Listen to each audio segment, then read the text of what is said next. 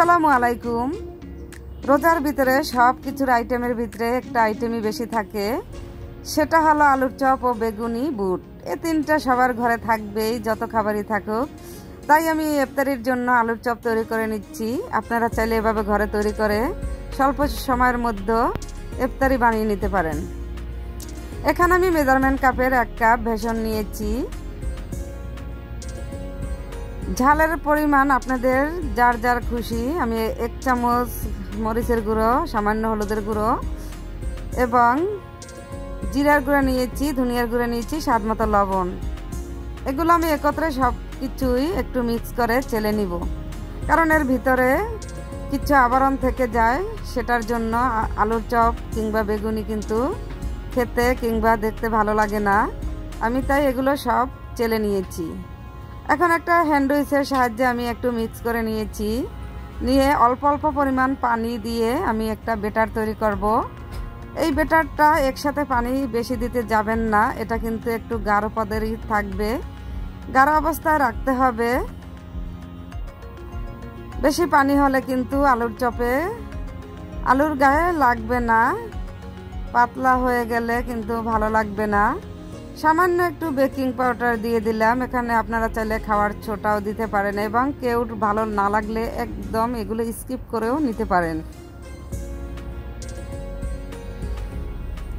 এখন আমি ভালোভাবে একটি হ্যান্ড উইচের সাহায্যে একটি মিক্স করে নিতেছি। সামান্য একটু কালার চাইলে আপনারা দিতে পারেন, না চাইলে এটাও স্কিপ করতে পারেন। একটু কালারের জন্য আমি জর্দা কালার কিংবা রেড ফুড কালারের যেটা ভালো লাগে সেটা নিতে পারেন, না চাইলে সবাই স্কিপ করতে পারেন। এখন আমি অল্প অল্প পানি দিয়ে ব্যাটারটা তৈরি করে নিচ্ছি। আমি কিন্তু বারবারই পানি দিচ্ছি, একবারে দেইনি।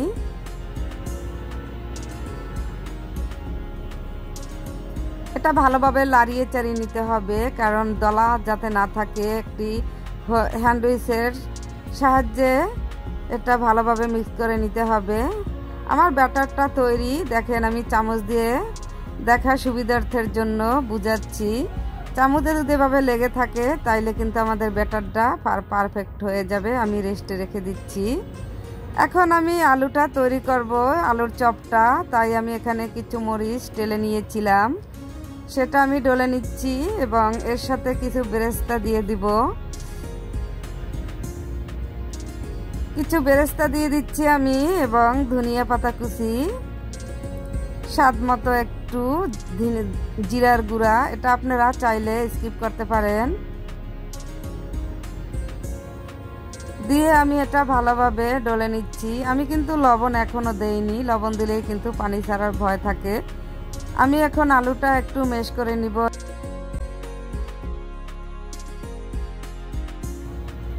আলুটা ভালোভাবে এটা দিয়ে ডলে আমি এখন সামান্য লবণ দিয়ে দিচ্ছি। লবণ দিয়ে আমি আলুর চপটা ভালোভাবে হাত দিয়ে এটা একটা ডিজাইন করে নিব, গোল আলুর চপের ডিজাইন করে নিচ্ছি। আমি এখানে শেপ দিয়ে দিচ্ছি।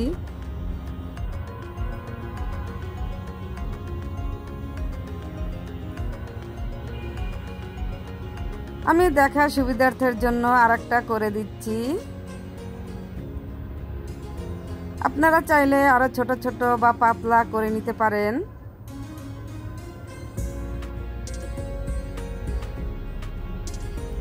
আলুর চপ খেতে যদি ভালোই না লাগে তাইলে সেই আলুর চপটা বানিয়ে কি লাভ। তাই আমি এখানে কিছু ধনিয়া পাতা, জিরা সম্পূর্ণ দিয়ে একটি আলুর চপ তৈরি করে নিয়েছি। খেতে গেলে ভারী মজা হবে।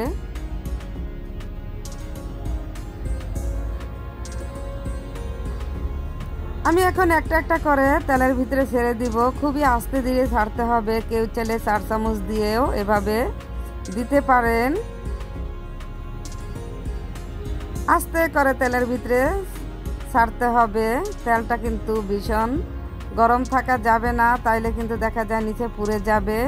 আমার চুলাটা কিন্তু মিডিয়াম লো হিটে আছে, আমি কিন্তু বাড়িয়ে দিচ্ছি না এগুলা। আমার আলুর চপগুলা ভাজা হয়ে গেছে।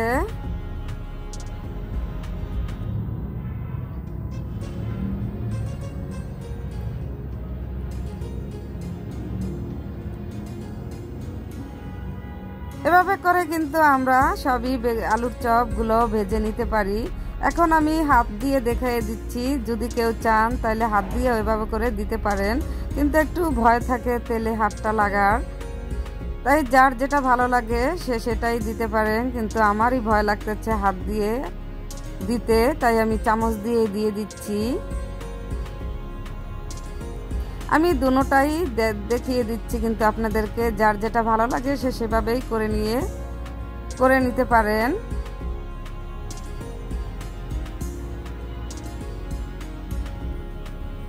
ভালোভাবে তেল ঝরিয়ে তুলে ফেলতে হবে, নাহলে কিন্তু ভিতরে তেল থেকে যাবে। এই আলুর চপটা কিন্তু এভাবে তৈরি করে বানালে কিন্তু খুব খেতে ভারী মজা হয়। একবার হলে আপনারা এভাবে ট্রাই করে খেতে পারেন, মুড়ি মাখাতে পারেন। দেখেন মাশাআল্লাহ, দিলে কত সুন্দর দেখাচ্ছে আলুর চপগুলো। আমার তো ভালো লাগছে, আপনাদেরও ভালো লাগবে ইনশাআল্লাহ। ইফতারির কিছুক্ষণ আগে এভাবে আলুর চপ তৈরি করে মুড়ি মাখাতে পারেন। আল্লাহ হাফেজ।